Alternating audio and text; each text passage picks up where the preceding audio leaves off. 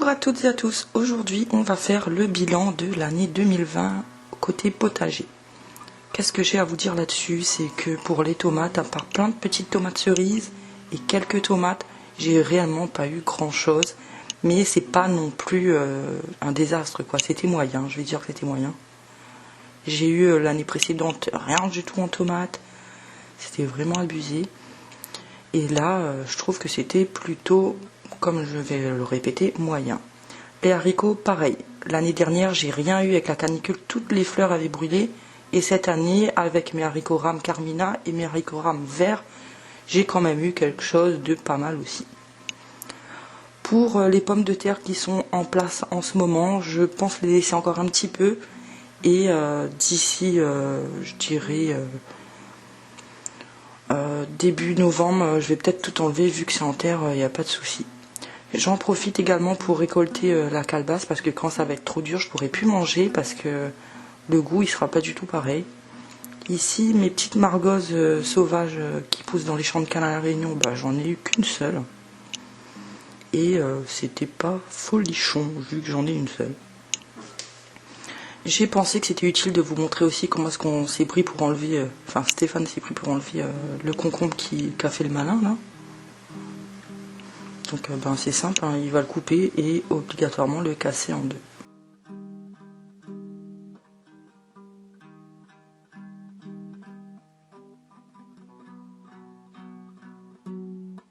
Je pense également que je vais récupérer les graines du concombre parce qu'elles paraissent déjà bonnes quoi, donc je pense que je vais les récupérer.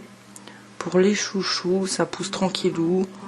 On laisse grossir un petit peu, mais on va récolter déjà ceux qui sont pas mal comme ça, parce que ça sert à rien de les laisser sur le pied.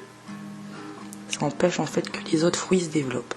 Pour la margosse de l'Inde, ou de laine, j'ai des bébés, mais franchement, je sais même pas si je vais en avoir un dessus.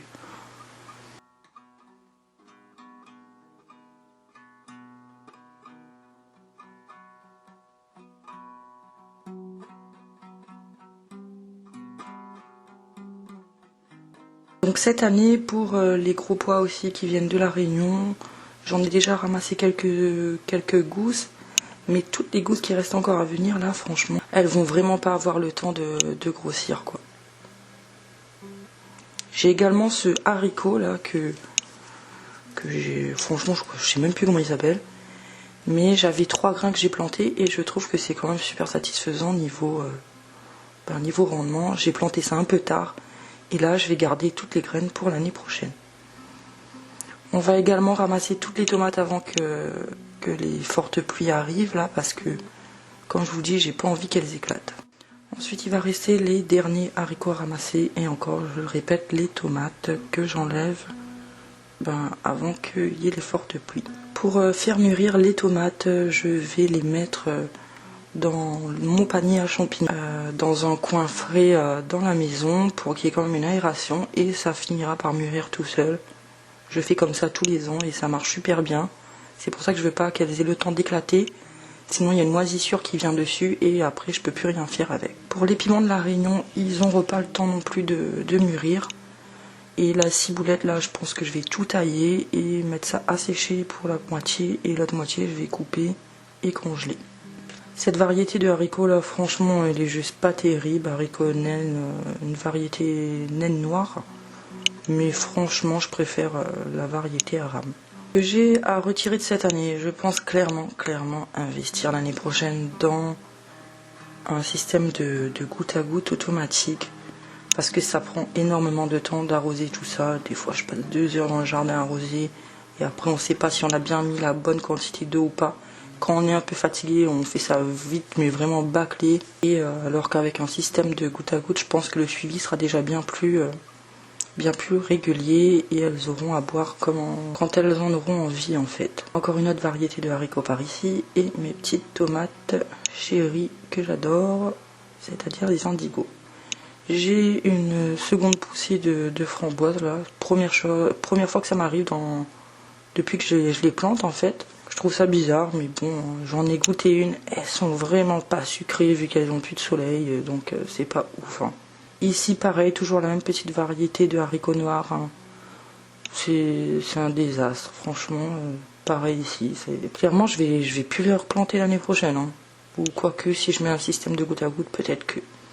Ici, c'est la dernière plantation qu'on va faire. Hein. C'est-à-dire qu'on a des choux et des petits choux petsai qu'on va mettre en terre. Ici, encore les petites tomates qui n'ont pas encore mûri, mais que je vais ramasser quand même.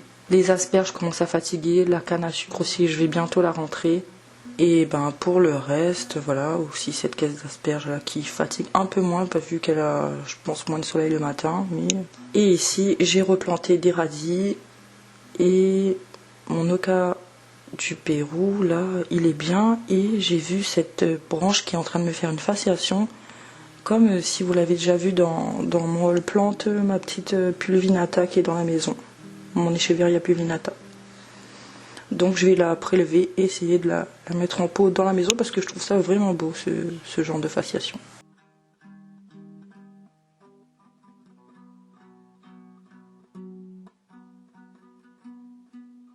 Pareil, un piment de la Réunion en pot. Et j'ai également planté 2 graines de petits pois Aram téléphone. J'aurais dû en planter plus parce que déjà c'était pas le moment pour le planter, mais c'est plutôt pas mal. Donc ça, l'année prochaine, je vais en mettre plein. Ici, c'est mon haricot d'Espagne que franchement, elle fait plein de fleurs, mais pas beaucoup de gousses dessus. Je dois avoir 5-6 gousses là sur un plant. Ça ressemble à ça en fait.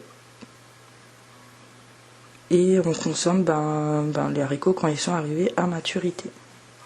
Les pommes de terre là, j'attends que ça sèche bien. Quoi qu'il y ait déjà un petit plant là bien sec, on va voir dessous s'il y a quelque chose. Et évidemment, bien sûr qu'il y a quelque chose.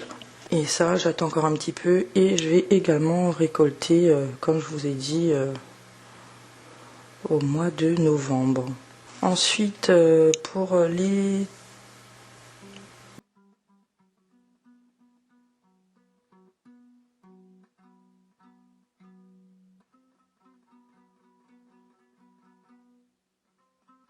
citrouilles, les courges, en fait, il y a celle-ci là qui est là-haut, que je vais également enlever bientôt. Et là, un plant de tomates qu'on a planté, je vais dire un peu en retard, mais qui a vraiment bien chargé. Ça, c'est des tomates ananas.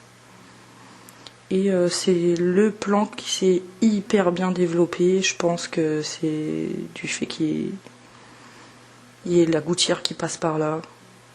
Donc peut-être que la rosée s'accumule ou je sais pas, mais ça a tout de même très très bien poussé et bien donné sur ce plat.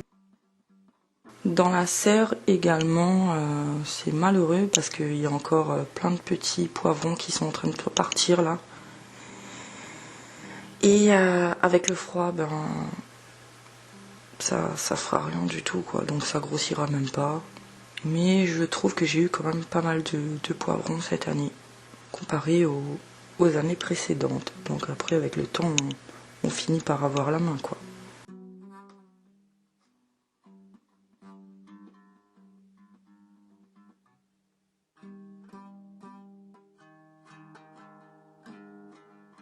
Je sais plus si je vous avez déjà montré mon pied de coton, je pense que oui, mais dans le doute, hein, je vous le remonte quand même. Lui, je vais le rentrer parce qu'il se fatigue aussi.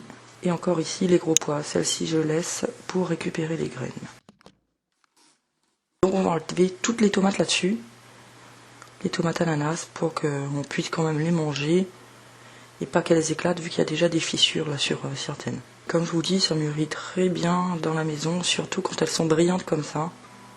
Elles ont déjà atteint un stade de maturité, on va dire, où la tomate elle se développe plus et elle attend de mûrir quoi.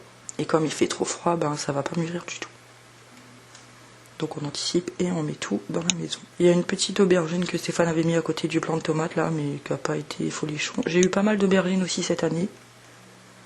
Donc pareil, je recommencerai encore en pot. Hein.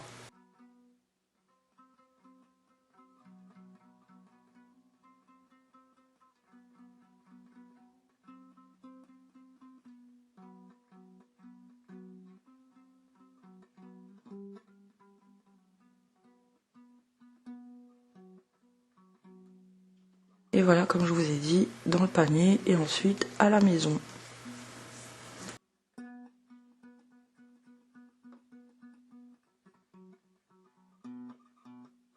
Je vais quand même regarder pour les pommes de terre là qui sont par terre, enfin qui sont en pleine terre quoi.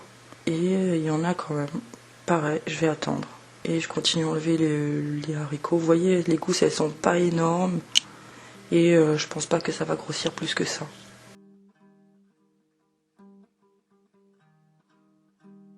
On va également enlever les courges hein, parce que j'en ai vu plein qui éclataient aussi sur les réseaux sociaux. Moi je vais pas attendre qu'elles éclatent. De toute façon celui-là on va le manger là le jour même. C'est un potimarron et il était vraiment excellent. J'adore les récolter mais comme je tiens la caméra je peux pas. Donc Stéphane il a un malin plaisir à tout récolter. Ça je vais les mettre...